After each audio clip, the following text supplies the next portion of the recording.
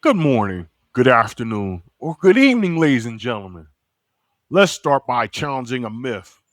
Nonprofit does not mean no business. Nonprofit is a tax status and a construction of the federal bureaucracy.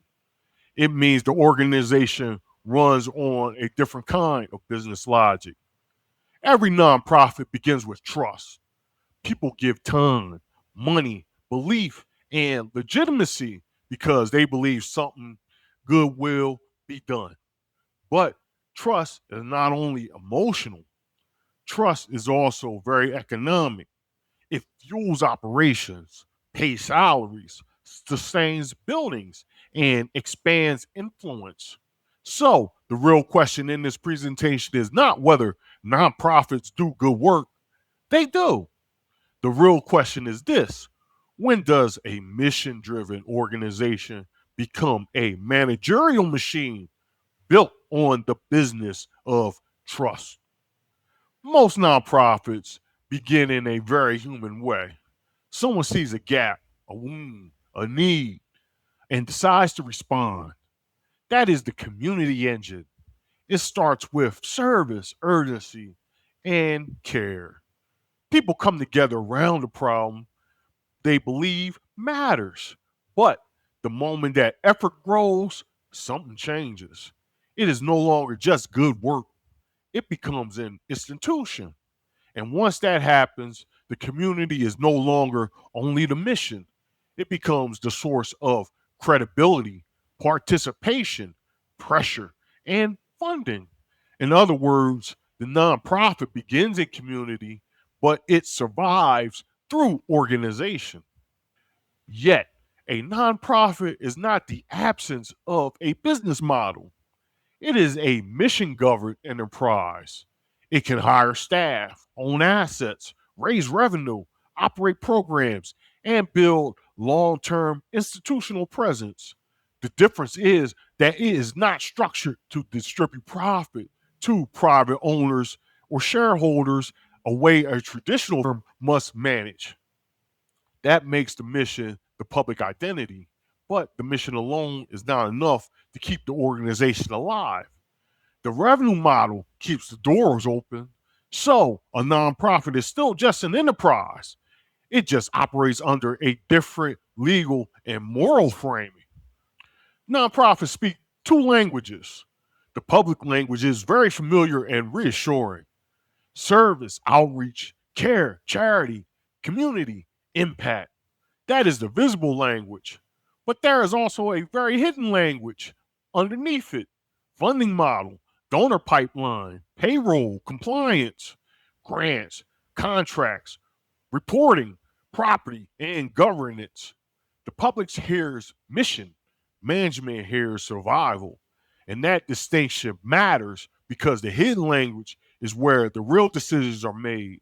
It determines what gets funded, what grows, who gets hired, what communities receive attention, and what missions become sustainable.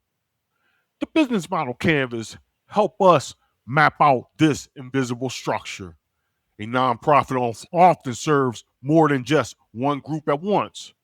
Beneficiaries receive the service, but donors, grant makers, and governments may be the ones paying for it.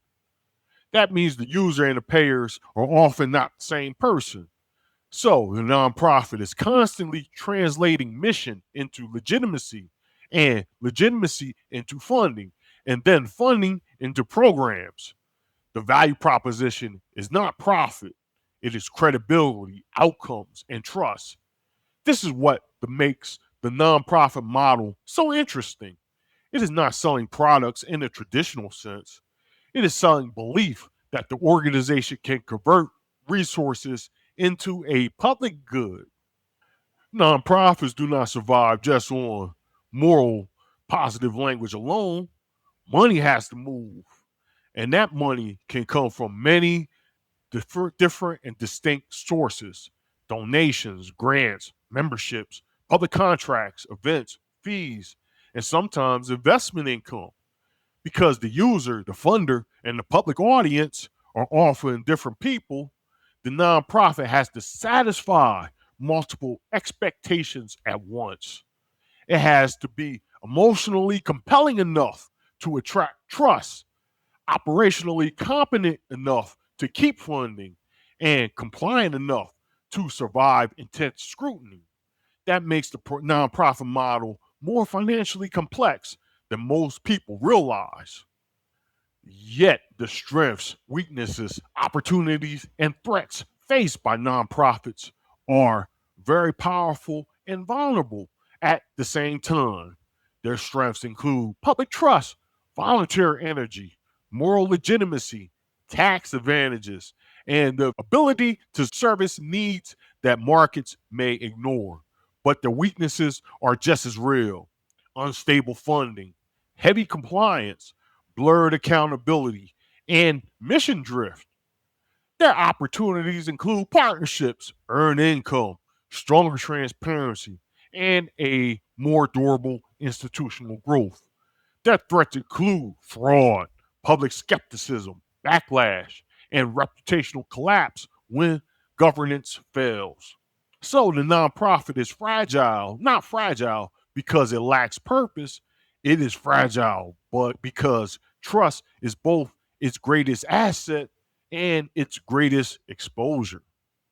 Trust is a very potent force, but when it moves faster than controls, the model can break. The Feeding Our Future case in Minnesota has become a national example of that underlying tension. The lesson is not that nonprofits are inherently suspect. The lesson is that weak systems, weak oversight, and fast moving trust can create room for abuse. When the public believes in the mission before the controls are strong enough to protect the money, the structure becomes flimsy and opaque, which encourages misappropriations. That's why good intentions are never enough. A trust economy without strong governance can become a pipeline for financial malfeasance plus misuse. To see the most resilient version of the not for profit model, we look at faith based economics. These aren't just places of worship. In many zip codes, they are the largest landowners, employers, and service providers in that municipality. The hidden business model here is called social capital arbitrage. They leverage ties as a subscription, recurring revenue model that is 100% voluntary. This is unique because faith is a belief in the unseen, which does not mean unreal. Faith assures the adherent that the universal law is in effect. This maxim states that it always gives back to those who willingly give. Because the team is often fueled by a sense of spiritual calling rather than just a paycheck, they can operate with a level of dedication and volunteer labor that for profit companies simply just cannot buy. For an example, let us take a look at organizations such as the Church of Jesus Christ of Latter day Saints, or the Mormons as they are known, your Catholic charities, and your local megachurches. They manage multi-million dollar real estate portfolios and massive social service contracts. The hidden business here is the ability to mobilize a volunteer workforce at the scale traditional businesses would find impossible. This is the ultimate evolution of family culture and enterprise. What starts as a small gathering of believers, the work, whose combined faith and efforts germinates, grows, and blossoms beautifully into a multi generational institutional pillar, which is the business that anchors that local environment. It proves that when the managerial machine is built on deep cultural roots, coupled with a spiritual identity, it can outlast and outmaneuver almost any corporate. The strategic takeaway is this: that If a mission is going to last, that machine behind it also has to be strong. That means real governance, clear metrics, sound controls, and financial discipline. This is not a cyclical point, it is a survival point. A nonprofit cannot scale impact if it cannot manage resources. It cannot protect trust if it cannot measure outcomes. And it cannot remain worthy of support if it treats mission as an image instead of responsibility. So the deeper lesson is simple: no margin, no mission. A nonprofit must professionalize its structure if it wants its purpose to endure. Thank you.